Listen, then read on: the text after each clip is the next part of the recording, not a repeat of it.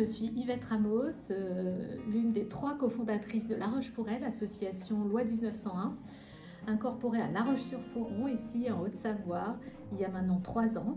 Le but de l'association, c'est vraiment l'entraide, je dirais, l'écoute, apporter un espace-temps à ces femmes dans différents sujets, que ce soit le domaine privé, les ambitions personnelles ou même le terrain professionnel, comme ce qu'on a fait d'ailleurs au mois de mars cette année. L'un des premiers projets qui était le projet phare en fait de La Roche-pour-Elle quand on a démarré, un objet qui s'appelle le Connect et Stop Violence. J'ai l'un des premiers prototypes.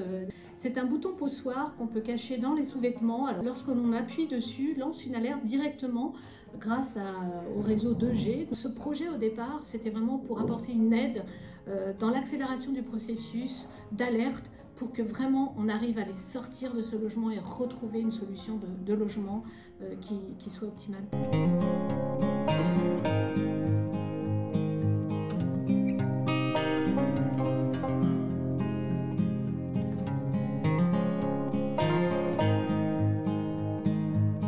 J'ai porté plainte.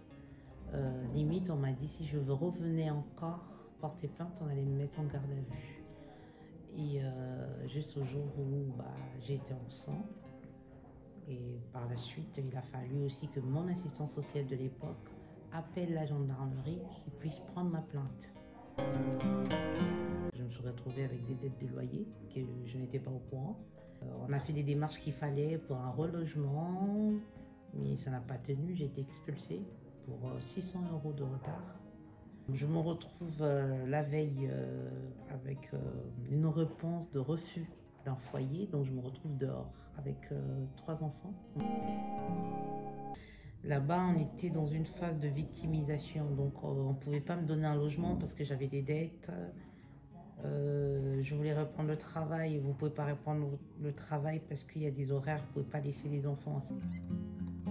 J'ai dû avoir un logement qui était petit, mais je ne pouvais pas accueillir tous mes 3 enfants. J'étais séparée de ma grande. On est tout de suite étiqueté et vraiment c'est difficile pour des femmes qui n'ont pas la force de s'en sortir.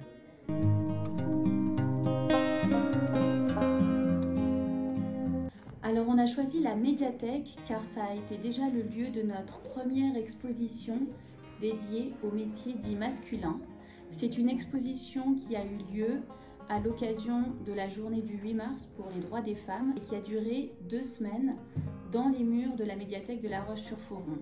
À l'occasion de cet événement, plusieurs femmes travaillant dans des métiers dits masculins ont présenté leurs expériences de ces métiers avec les avantages qu'elles en tiraient et parfois également les difficultés. Avec ce projet, montrer aussi que des femmes peuvent faire des métiers d'hommes, c'est aussi remettre tout le monde à sa place.